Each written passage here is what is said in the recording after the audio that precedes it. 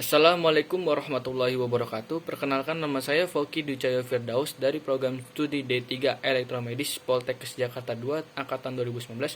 Ingin menyampaikan konsep Trigatra bahasa, yaitu mengutamakan bahasa Indonesia, melestarikan bahasa daerah, menguasai bahasa asing.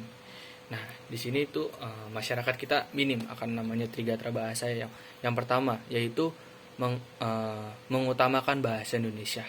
Banyak kita melihat di ruang publik, di tempat-tempat, bahkan tempat-tempat umum atau nama-nama daerah, pelang-pelang daerah tuh masih banyak menggunakan bahasa asing, bukan bahasa Indonesia. Atau bahasa asing dulu baru bahasa Indonesia.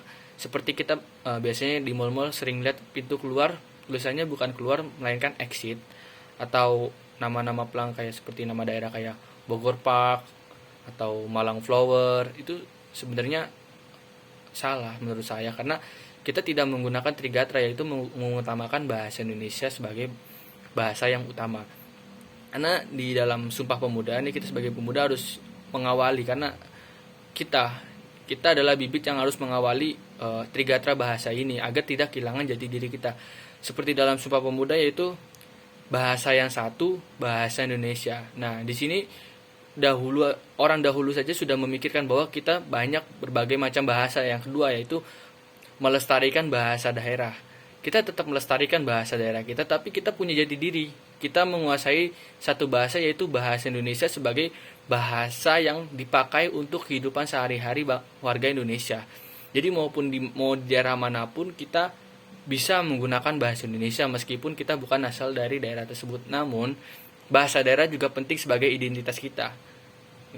Seperti misalnya kita mengaku orang Jawa, tapi kita tidak bisa bahasa Jawa, kan juga malu, ntar dianggapnya sebagai Jawa KW gitu kan, atau Jawa-Jawaan. Nah, jadi yang pertama adalah mengutamakan bahasa Indonesia, melestarikan bahasa daerah, karena kalau bukan dari daerah kita atau bukan kita sendiri yang melestarikan bahasa daerah kita, siapa lagi kan? Nah, menguasai bahasa asing, dan menguasai bahasa asing di zaman milenial atau era globalisasi ini sangat penting, karena persaingan dunia, bukan persaingan antar rekan kerja atau rekan satu negara, tapi sudah mengenai dunia gitu. Jadi kita wajib menguasai bahasa internasional, yaitu bahasa asing.